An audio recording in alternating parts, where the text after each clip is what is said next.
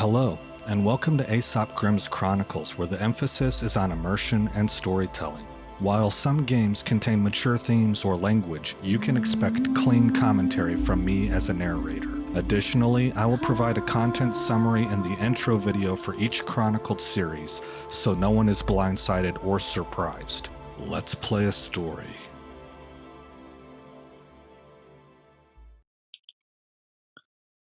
Alright, welcome everybody. I am Aesop Grimm.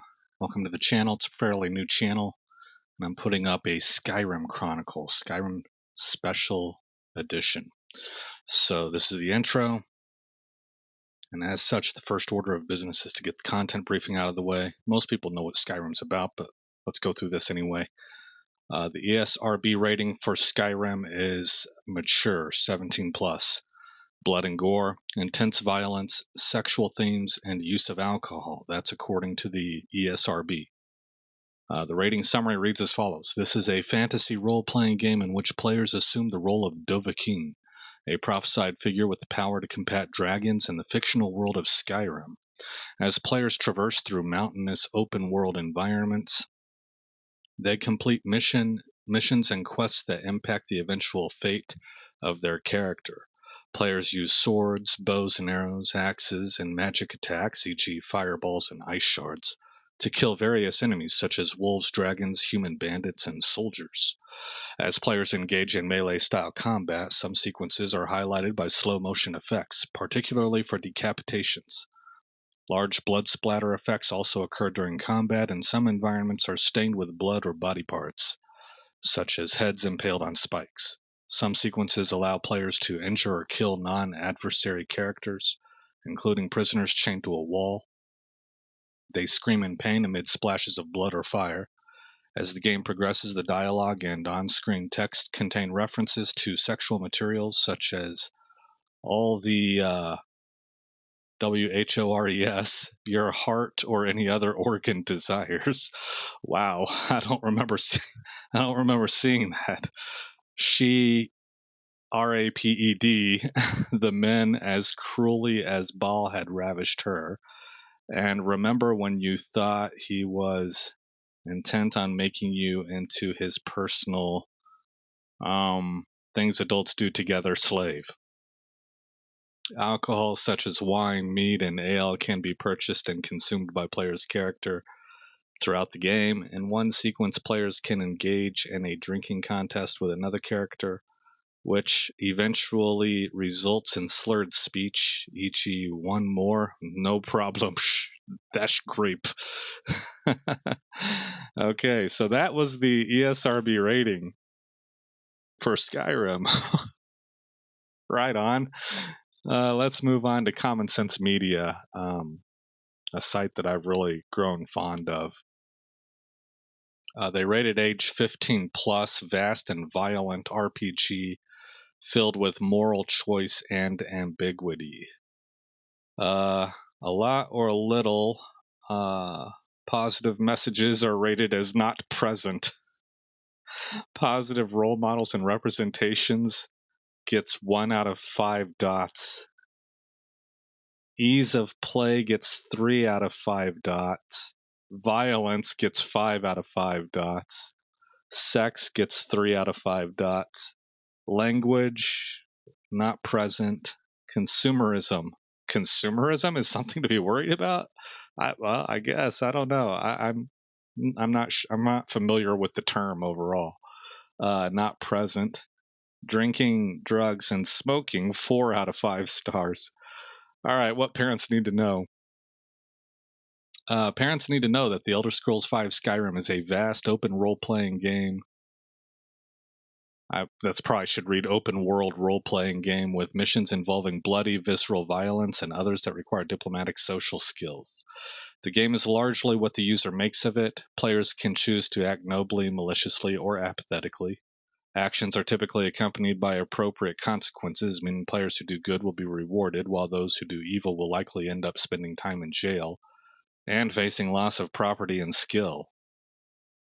The game is dense with mature themes involving sexuality, alcohol, and complex social, political, and economic problems. Well, alrighty then. Well, that does it for the content briefing. Mind you, well, I don't even think I'm going to comment on that. You've received the content briefing, and you guys, I think, are well equipped to make a choice from this point forward. I would put out there that this is one of the most popular and widespreading, like a lot of people own this game. And it's one of the most popular games of the 2010s. Did it come out post 2010? I'm sure it did. Yeah. But this game is like, I think it's almost a decade old. I think we're at 8 or 9 years. And if you haven't heard of Skyrim, you're not into video games. That's what I would say. All right. So that said, content briefing is done. Let's talk about what's going on. I'm going to put a little bit of gameplay up here. It's only 11 minutes long. Hopefully I am done talking by then, but if not, c'est la vie.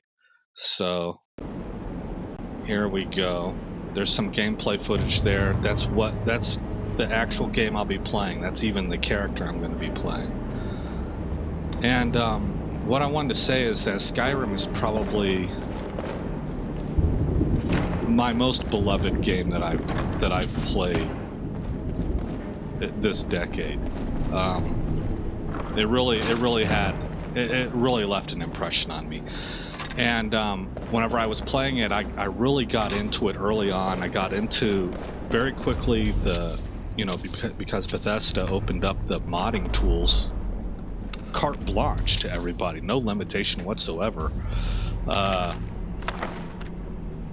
People started making high resolution packs for it pretty early on, and I got into modding pretty early on. Now I don't know how to write a mod, but I got into modifying my Skyrim and learning about load order, and as different tools like mod managers became available, I started using that. And then when Skyrim Total Enhancement Project came out, that became my go-to source for getting a baseline started, and then maybe adding a few mods that I liked on top of that. But I got so into modifying the game, and my brother relentlessly makes fun of me for this because he was staying with me at the time, my younger brother, and I got so into Skyrim or into modifying Skyrim, that I got into this vicious cycle of start, stop, different characters, different groups of mods, stuff like that. And I mean, modding was kind of like the game within the game. In the meantime, he beat the game with like 5 different characters during the time that he was staying with me. Yes, he played a lot, but so did I. I played a lot on the weekends, and then the evenings. And I'm kind of embarrassed to say it because this is what he gives me grief over. I have never, ever, not once, beaten the main mission of Skyrim, much less the DLC for it. I've never done it. I got within a hair's breadth of it. I think I had 1 mission to go, maybe 2. And it just never happened. I got to a point where either I moved on to another game, or I think it was more like I went TDY or something. And Skyrim's the type of game, especially when you modify it, that if you leave it for a little while and you come back, you don't know what you were doing or what you were up to. You're completely disconnected from the story of your character, so you end up starting over again. And I think whenever I came back, I just was like, there's some other games out. And I think I started getting into Crusader Kings 2 at that time, is what happened. But whatever the reason was, when that point came, little did I know that there was going to be a domino effect of things going from that point forward that either were really important things that I needed to take time real world to take care of, or that were completely road-changing, forks in the road kind of moments in my life where things changed drastically, and I moved and I got involved in different things that I really didn't have a lot of time for in-depth video games. I still gamed quite a bit because that's what I do to relax, but I played things like Diablo 3 which is sort of just mindless fun, in my opinion, right? I mean, you can put a lot of mental energy into it, but you can also just jump in there and just waylay thousands of demons, and you can enjoy that, and then you put it down and you can go to sleep, and the next day you can do it all over again with a different character. You know, it's not something that you can play it as engaged as you want to be, you know, and if you're just kind of really just there to settle down and unwind, Diablo 3 is a game that you can do that with. So anyway, but I didn't play very engaging games. And Skyrim, I completely took off my computer just because I knew what Skyrim could do to me. It could suck me into its world, and I really needed to be paying attention to real world stuff. So no joke, for what was that? It was 4, 5, I think it was 7 years, guys. Skyrim was not even on my radar, and I'll tell you, this will really give it'll illustrate to you how much off my radar it was. When Skyrim Special Edition released, Bethesda told people that if you own all the DLC, you get a free version of if you own Oldrem, the original Skyrim, and the 2 pieces of DLC, Dawnguard and Dragonborn, then we will give you Skyrim Special Edition for free. You just have to log on to Steam. Steam will see that it's on your account, that you own those 3 things, and then bam, you can download Skyrim Special Edition for free. And I never got that message. I never knew that. I knew that Special Edition had come out and it was good for console players, and I was like, yay for, you know, my 2 brothers, because they're console players. But as far as I was concerned, I was PC Master Race, and that didn't matter to me. You know, it's like, what are you bringing to the table that I don't already have access to and more with the modding side of things? Well, it did bring something to the table. It brought a 64-bit engine. You know, it was a big deal. But I didn't know that, and for 7 years I was gone from Skyrim, from anything remotely to do with Skyrim, as I focused on real life and I played other games. And now I get to come back, and I've spent a while, honestly, just kind of relearning how to mod. I tried to modify Oldrem first, and it just wasn't happening for me. The guides are too old. I was running into too many. I just couldn't remember how to do it, and I couldn't find something that was reliably working. Well, I did get an old S.T.E.P version working. I did. I got that working, but I wanted to do more with it, with the Skyrim, and I just could not find enough guides out there to get me over the barrier of having not played around with modding for almost a decade, for 7 years, you know. And so eventually, here real recently, I think just a few weeks ago, Steam had a sale, and I went ahead and picked up Special Edition for $16, I think. I think I got it for $16. It kills me a little bit on the inside because I should have had it for free, but, you know, spilt milk and all that stuff. So I modified it with S.T.E.P. I have a guide up on the channel that walks you through that process. It's not an A to Z guide. It doesn't teach you about how to use all the tools and stuff like that, but it does take you through the process as I go from step 1 to, I think the last step was step 7. Of installing the most current, which is May 2020, Skyrim Total Enhancement Project Guide. And then I even install a few mods of my own on top of that afterwards, and I fix the load order and all that stuff. You can see right now I have the shield on my back. That's not a mod that S.T.E.P uses. I put that in myself. So that's an example right there in the footage. But it's not very many mods. It was really just, I don't remember. It was like maybe 4 or 5, maybe 3 or 4. 3 to 5, we'll say that. It was 3 to 5 mods that I added that S.T.E.P does not use. So that's up on the channel.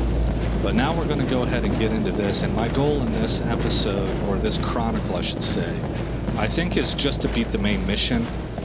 I will probably use separate chronicles to do Dawnguard and Dragonborn DLC, but maybe not. I mean, it depends on how it goes. I might just keep on rolling. You know, I'm just not sure yet. But I was thinking that I would use those 2 other DLCs for separate chronicles with different characters. You know, that was kind of the idea that I had, but I don't know what things will look like whenever I get deep into this series. Maybe I want to keep playing with this character, but it's going to be an Orc Warrior, sword and board. It's as vanilla as it gets. I think he's going to major in alchemy and smithing. You know, it's very vanilla, except that the game is modified, but S.T.E.P stays in line with vanilla. You know, and in future chronicles, I may go with some more fantasy options, maybe prettier characters. We can do something like that. I don't like them to look super pretty. I particularly am not really into making my characters quote-unquote sexy. And I'm not knocking people who are, but I like a fantasy environment. How is this going to make sense? I like a fantasy environment that still ties to things I can relate to in the real world. In other words, if I'm going to have, you know, a kick-butt female warrior on my team, I don't want her to look like a runway model. I want her to look like she's been through some stuff. You know, she's out there making it happen. She's been in some brawls. She's got a scar on her cheek. She's got dirt on her fingers, you know, blood on her uniform. She's got, you know, patchwork holes in her shield. She's been in a fight and come out on the winning side, you know, like kind of like you should see the other guy. I want that, and I want that for my fellas too. You know, I like things to be gritty.